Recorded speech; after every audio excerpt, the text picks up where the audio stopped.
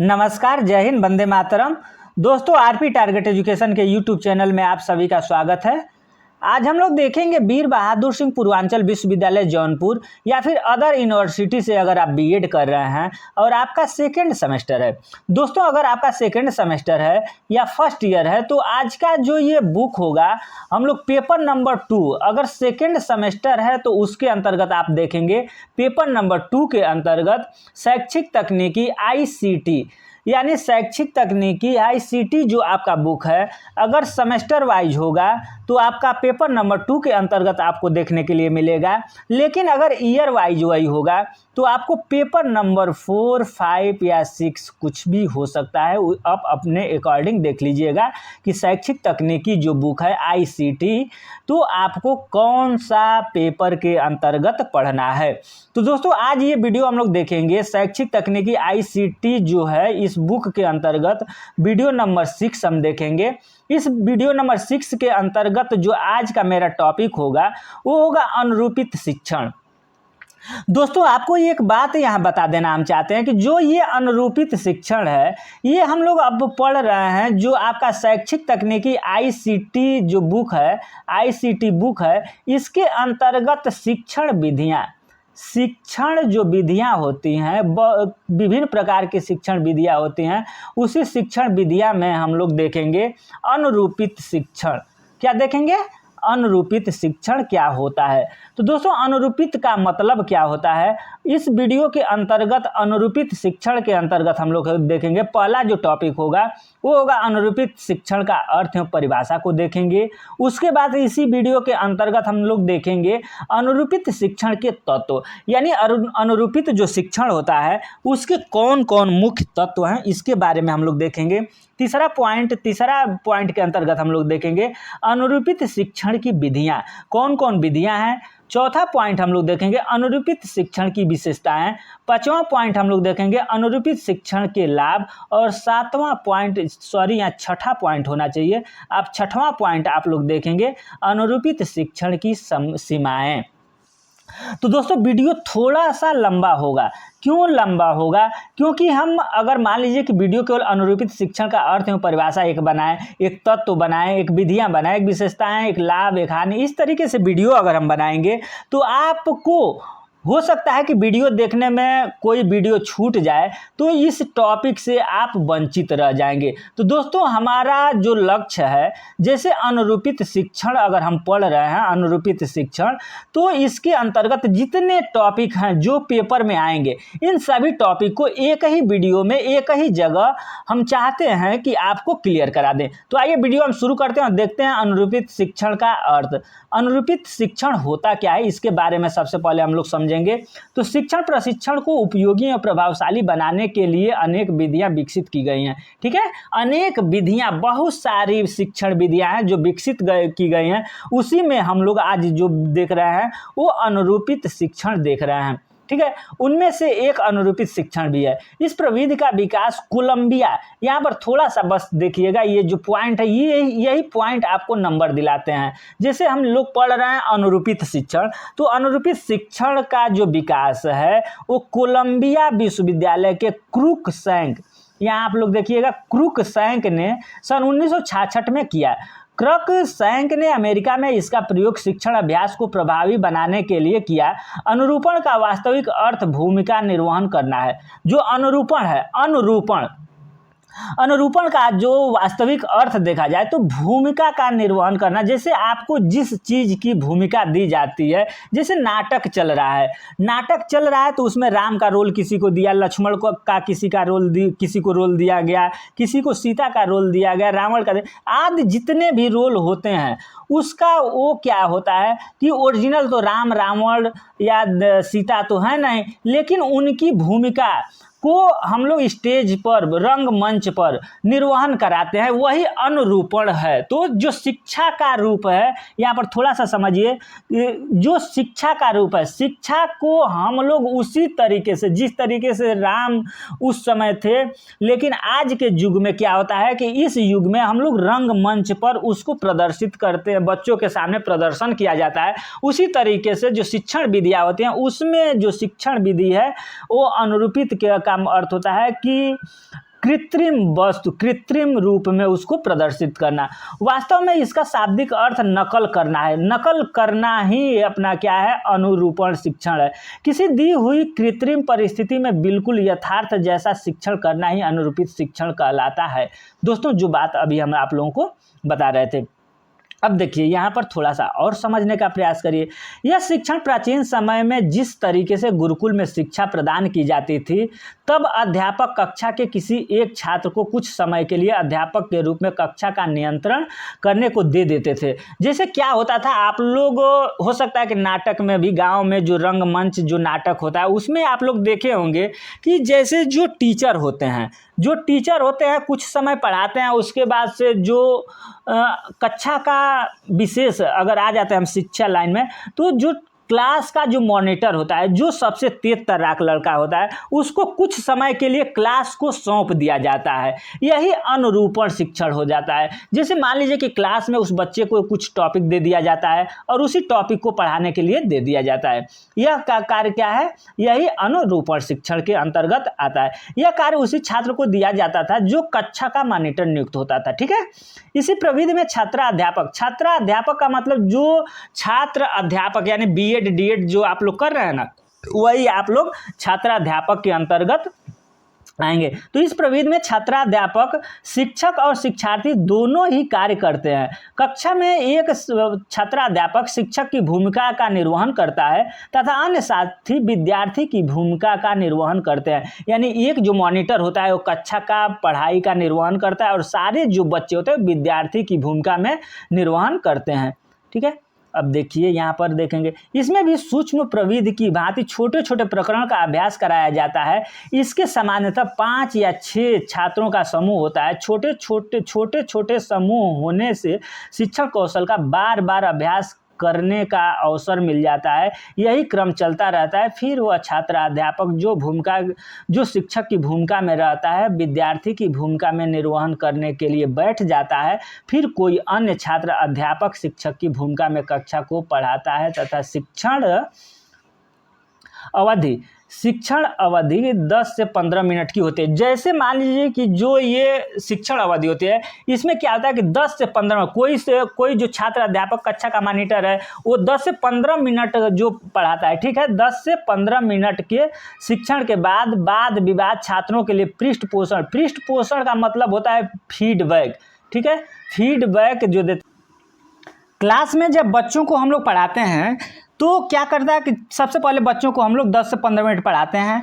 उसके बाद उसमें वाद विवाद यानी बच्चों से कुछ क्वेश्चन हम लोग पूछते हैं, उसका उत्तर बच्चे बताते हैं। तो ये जो वाद विवाद हम लोग करते हैं, वाद विवाद, ये बच्चों को पृष्ठपोषण का कार्य करता है। यानी फीडबैक, बच्चों को रिस्पांस देता है कि आपने अच्छा काम किया है, बहुत अच्छा, शाबाशी देते हैं। उससे क्या होता है कि बच्चों का मनोबल आगे बढ़ता है और वो आगे सीखते ही जाते हैं। अब यहाँ देखिए, पर्यवेक्षक छात्राध्यापक के व्यवहार का पर्यवेक्षण भी करते हैं, जिसका मूल्यांकन करके छात्राध्यापक पृष्ठपोषण दिया जाता है।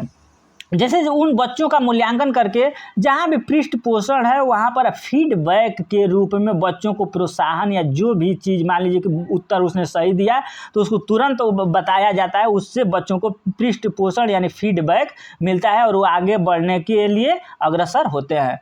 समूह के सभी छात्रों को किसी एक शिक्षण व्यवहार का अभ्यास करने का थोड़ा समय के लिए अवसर मिलता है, जिसे सामाजिक कौशल कहा जाता है। इसी प्रकार समूह का प्रत्येक सदस्य अपने व्यवहार में नियंत्रण व सुधार लाने का प्रयास करते हैं। दोस्तों, अब आगे देखेंगे अनुरूपण।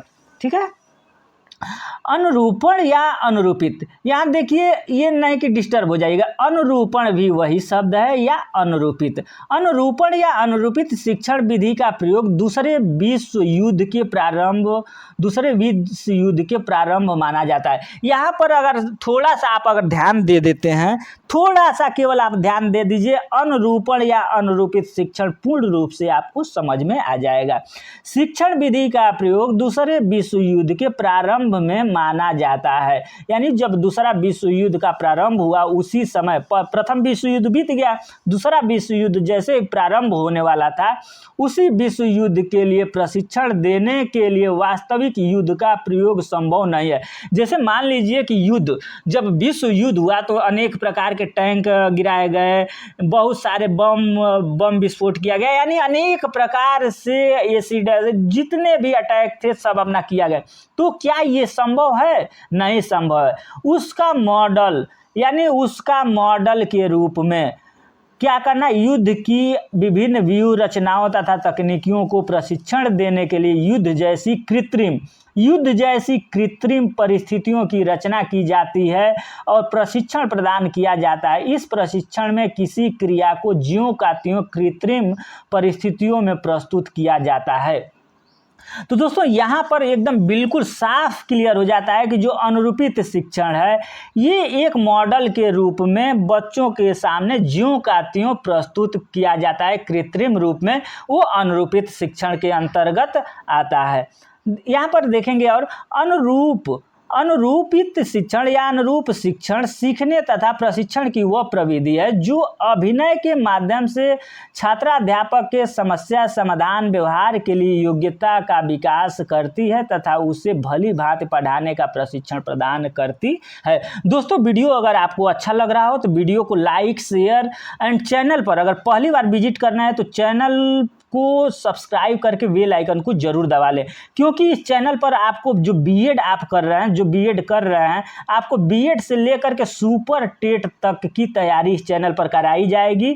तो बीएड का टॉपिक वाइज आपको तैयारी कराई जा रही है। आपका बीएड का कोई भी टॉपिक इस चैनल से अछूता नहीं रह जाएगा अगर इस चैनल के द्वारा आप ईमानदारी से अगर तैयारी कर रहे हैं तो। अब देखेंगे परिभाषा आप किसका देखेंगे तो अनुरूपित शिक्षण का परिभाषा देखेंगे विंग के अनुसार। तो विंग महोदय क्या बोलते हैं, क्या परिभाषा देते हैं, वो परिभाषा देते हैं कृत्रिम, ठीक है, कृत्रिम या अनुरूप इस परिस्थितियों का निर्माण उस समय किया जाता है जब छात्र अध्यापकों को विशिष्ट अनुरूपित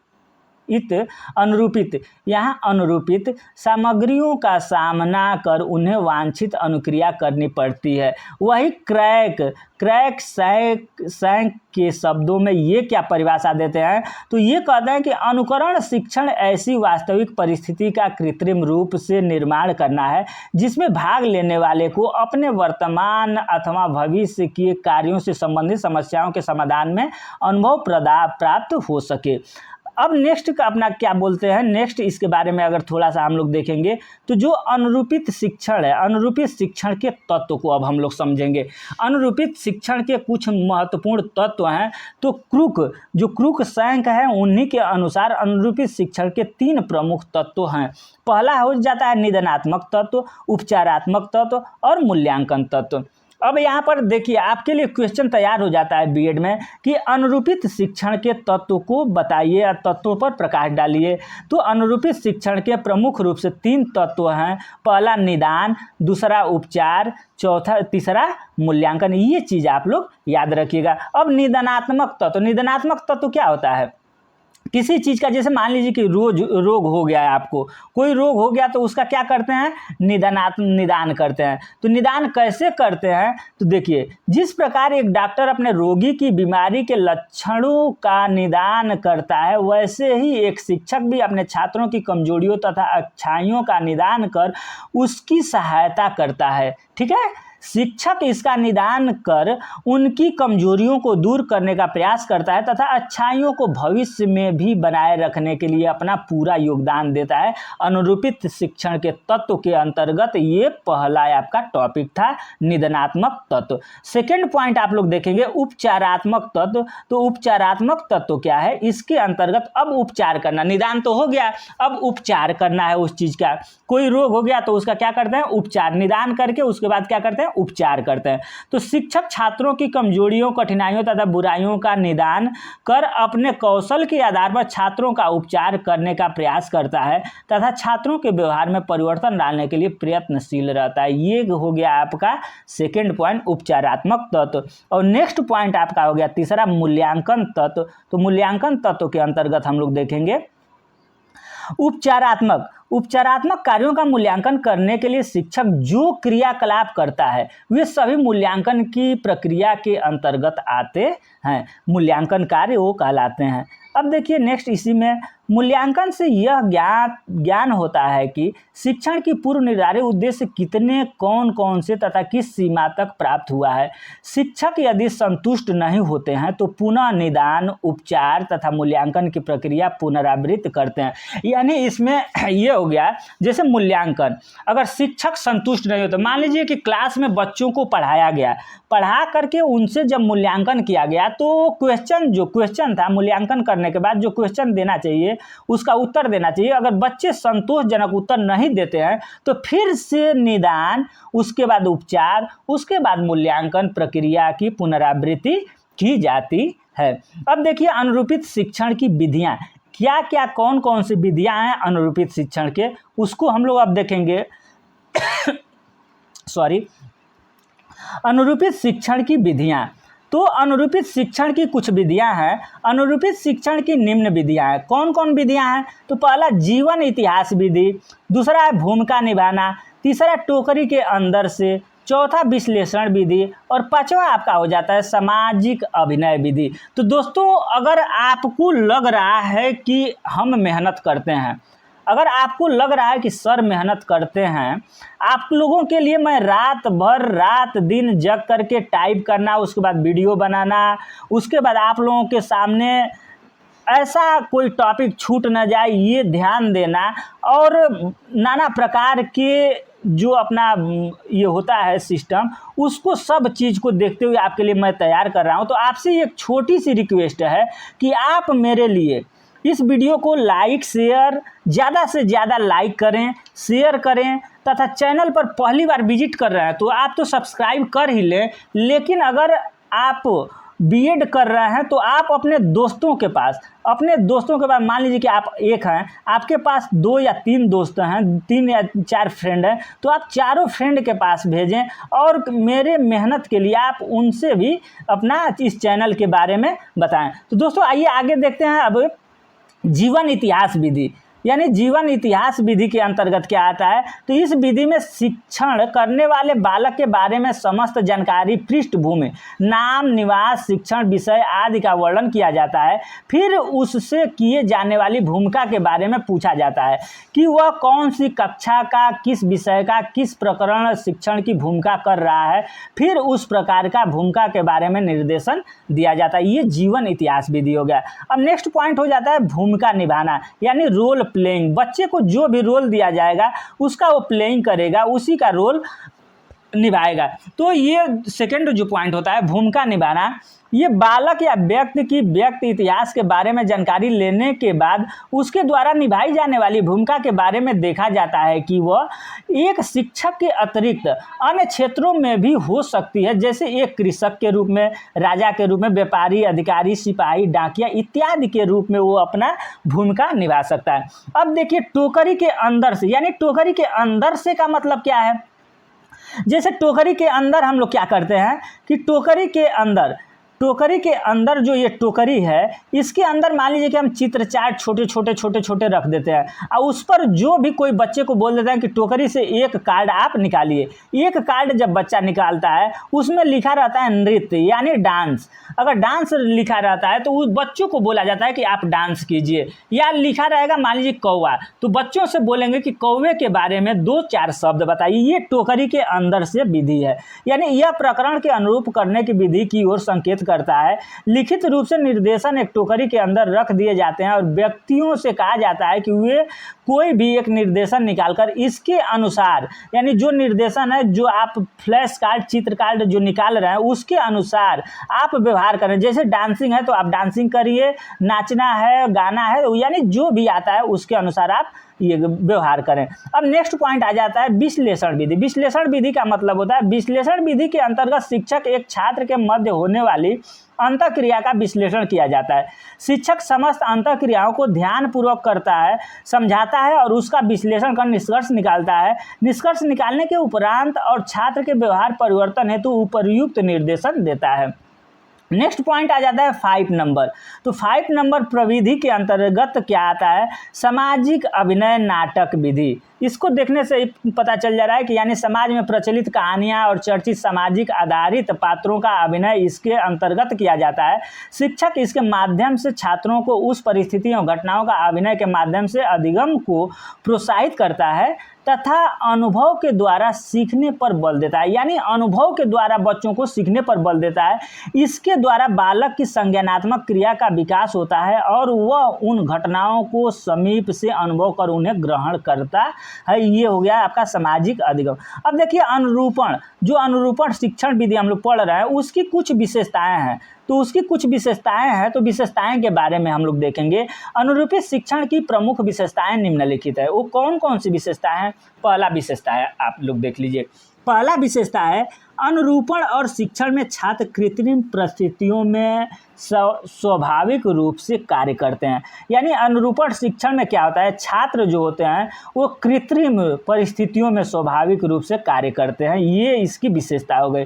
सेकेंड विशेषता ये है कि छात्रों को पूर्ण अभ्यास के लिए अवसर प्राप्त होते हैं। नेक्स्ट और थर्ड पॉइंट ये है विशेषता इसकी, छात्र अध्यापक की भूमिका करने वाले छात्रों को पाठ के तुरंत बाद पृष्ठ पोषण यानी फीडबैक दिया जाता है। इससे बच्चों का विकास या कार्य करने की कार्यशैली को प्रोत्साहन मिलता है। नेक्स्ट और 4 पॉइंट जो है, इस विधि के प्रयोग से छात्राध्यापक में आत्मविश्वास जागृत होता है। नेक्स्ट और 5वां पॉइंट है, छात्राध्यापक को बिना विद्यालय शिक्षण के विद्यालय की भांति ही अनुरूपण और शिक्षण के अवसर प्रदान होते हैं, जिससे वह सीखता है तथा शिक्षण में रुचि लेता है। अब नेक्स्ट पॉइंट, छठा पॉइंट हम लोग देखेंगे। छठा पॉइंट है वास्तविक शिक्षण में आने वाली समस्याओं का समाधान करने का प्रयास शिक्षक और निरूपण के माध्यम से सिखाया जाता है। नेक्स्ट और 7वां पॉइंट आप देखेंगे, अनुरूपण शिक्षक। जो अनुरूपण शिक्षक है उसमें क्या होता है कि छात्राध्यापक विभिन्न शिक्षण कौशलों में निपुणता प्राप्त कर लेता है, जिससे वास्तविक शिक्षण में सरलता से कर लेता है। 8वां पॉइंट होता है छात्राध्यापकों में पाठ्य वस्तु को क्रमबद्ध रूप से प्रस्तुत करने की योग्यता का विकास होता है। अब देखिए हम लोग नेक्स्ट पॉइंट देखेंगे लाभ, इसके बाद हम लोग देखेंगे हानि। ठीक है, तो अब देखिए अनुरूपण शिक्षण के कुछ लाभ हैं। ये कौन कौन से लाभ हैं? अनुरूपण शिक्षण के कुछ लाभ हैं। तो अनुरूपण शिक्षण के निम्नलिखित लाभ हैं। वो कौन कौन से लाभ हैं? पहला जो लाभ है, इससे छात्राध्यापक को भविष्य में उसके सामने आने वाली कक्षा स्थिति के बारे में ज्ञान हो जाता है। नेक्स्ट पॉइंट जो है, नेक्स्ट जो लाभ है उसमें है कि छात्राध्यापक हैं, जो आप जैसे टीचिंग कर रहे हैं, बीएड कर रहे हैं, तो आप अनुरूपित शिक्षण द्वारा यह सीख लेते हैं कि भविष्य में कक्षा में उसे किन परिस्थितियों में कैसा व्यवहार करना है। ठीक है, जैसे आपको टीचर बना करके लेसन प्लान या जो अपना दिलवाया जाता है ना, वही चीज़ है, आप टीचिंग लाइन के लिए आपको अनुभव हो जाता है। नेक्स्ट पॉइंट तीसरा है, वास्तविक शिक्षण से पहले अनुरूपित शिक्षण कर लेने से छात्राध्यापक के मन में किसी प्रकार का भय या आशंका नहीं रहता है। जैसे मान लीजिए कि आप लेसन प्लान जो बनाते हैं वो जा करके स्कूल में क्लास में पढ़ाते हैं, तो आप एक टीचर के रूप में जब उसको पढ़ा लेंगे तो आपको बाद में जब टीचिंग करना होगा तो आपके अंदर कोई भय डर नहीं रहेगा। ये आपका नेक्स्ट पॉइंट था। अब चौथा पॉइंट है क्या, चौथा लाभ क्या है? अनुरूपित शिक्षण में शिक्षक छात्र अध्यापक द्वारा किए जा रहे शिक्षण की वीडियो अथवा ऑडियो रिकॉर्डिंग कर लेता है। 5वां पॉइंट है, उस रिकॉर्डिंग को छात्रों को दिखाकर या सुनाकर छात्रों के द्वारा की जा रही त्रुटियों को बताकर उन्हें दूर कर सकता है। ये भी लाभ है। छठावां लाभ, जो छठा पॉइंट जो लाभ है उसमें छात्र अध्यापक छोटे छोटे क्लास के शिक्षण कार्य करता है तथा साथ ही उसे पृष्ठपोषण फीडबैक मिलता रहता है, जिससे छात्र में सक्रियता बनी रहती है। नेक्स्ट पॉइंट और जो लाभ है वो देखेंगे, इससे छात्राध्यापक में विभिन्न कौशलों का विकसित करने का अवसर मिलता है। ठीक है, 8वां देखेंगे जो लाभ है, 8वां लाभ क्या है, छात्र अध्यापक के आत्मविश्वास में वृद्धि होती है। 9वां जो लाभ है उसमें छात्र अध्यापक में समस्त समाधान की क्षमता की विकास होता है 10वां पॉइंट है, इस शिक्षण में बालक विभिन्न भूमिकाओं का निर्वहन करता हुआ चलता है, इसलिए वह व्यवहारिक संसार के किसी भी भूमिका एवं कार्यों में अपने को सफल बना सकता है। 11वां जो लाभ है इसके अंतर्गत ये देखेंगे कि यह शिक्षण सिद्धांत एवं व्यवहारिक के बीच के अंतर को कम करता है। नेक्स्ट पॉइंट अब हम लोग देखेंगे 12 नंबर। तो 12 नंबर के अंतर्गत आता है, ब्रूनर के अनुसार मस्तिष्क में गहराई तक बोध कराने के लिए अनुरूपण और सहायक होता है। जो अनुरूपण शिक्षण है ये ब्रूनर के अनुसार क्या बोलता है कि ये मस्तिष्क की गहराई तक बोध कराने में अपना सक्षम है। अब देखेंगे अनुरूपित शिक्षण, अनुरूपण शिक्षण की सीमाएं क्या क्या सीमाएं हैं इसके, या हानि इसको बोल सकते हैं, हानि नहीं बोलेंगे सीमाएं, तो इसकी कुछ सीमाएं हैं। क्या क्या सीमाएं हैं, तो यह छोटी कक्षाओं में इस प्रविधि का प्रयोग नहीं किया जा सकता है। क्यों इस छोटी कक्षाओं में इस विधि का प्रयोग नहीं किया जा सकता है, जैसे इसमें क्या है कि बच्चों के सामने कक्षा का अपना मॉडल टाइप का प्रदर्शन करना है, जिससे कि ये छोटी कक्षाओं में इस विधि का प्रयोग नहीं किया जा सकता है। सेकेंड पॉइंट है, सहयोगी छात्र ही छोटी कक्षा के विद्यार्थियों की भूमिका में रहते हैं, जो वास्तविक छात्रों जैसी प्रतिक्रिया नहीं दे पाते हैं। तीसरा पॉइंट है, छात्राध्यापक अपने साथी छात्रों के समक्ष पूर्ण आत्मविश्वास से नहीं पढ़ा पाते हैं। चौथा पॉइंट है, सक्षम एवं निष्ठावान शिक्षकों के अभाव के कारण अनुरूपित शिक्षण प्रभावपूर्ण ढंग से नहीं कराया जाता है, जिसमें अधिक शिक्षकों की आवश्यकता होती है जो उपलब्ध नहीं हो पाते हैं। नेक्स्ट पॉइंट आप लोग देखेंगे पांचवा पॉइंट है, अनुरूपित शिक्षण सीखने की गंभीरता को कम कर देता है। तो दोस्तों अगर वीडियो आपको अच्छा लगा हो, वीडियो लग रहा हो कि आपके लिए हेल्पफुल है, तो वीडियो को लाइक करें, शेयर करें तथा चैनल पर अगर पहली बार विजिट कर रहे हैं तो चैनल को सब्सक्राइब करके बेल आइकन को दबा लें।